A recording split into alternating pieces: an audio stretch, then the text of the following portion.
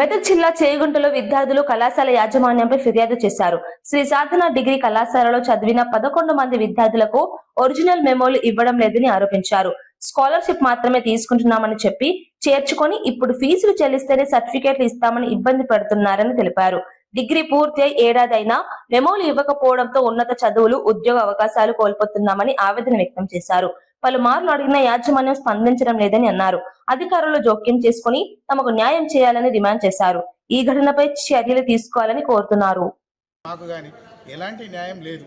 మరి న్యాయం జరిపించాలని, న్యాయం కావాలని మేము కోరుకుంటున్నాం. ఏం కాలేజ్ లేదా తీసేసిండు.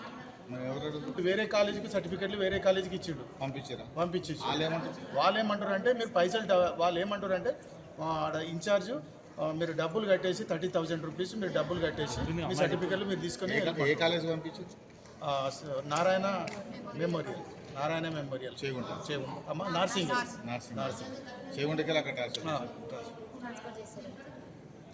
ఎంత కట్టాలి? 1000 ఇవ్వాలని వాళ్ళు డిమాండ్ చేస్తున్నారు మా దగ్గర. ప్రతి ఒక్క విద్యార్థి దగ్గర ప్రతి ఒక్క వీళ్ళు డిగ్రీ కంప్లీట్ అయిపోయింది. అయితే వీళ్ళు గౌట్ కాలేజీని చేసారు. 10th నుంచి ఇంటర్ వరకు గౌట్ కాలేజు, తర్వాత డిగ్రీ 3 సంవత్సరాలు పూర్తి చేసిరు వాళ్ళు. అవి సర్టిఫికెట్లు మా దగ్గర లేవని చెప్తున్నారు ఇన్ఛార్జ్ మేడం. మళ్ళీ నారాయణ ఇక్కడ నార్సింగ్లో నారాయణ కాలేజీలోకి మేము అక్కడ పంపించినామని చెప్పి వాళ్ళు మాట్లాడితే అక్కడ పోతే మాకు రెస్పాన్స్ అక్కడ లేదు, ఇక్కడ లేదు. ఎంతమంది టోటల్ విద్యార్థులు? టోటల్ 21, 22 దాకా.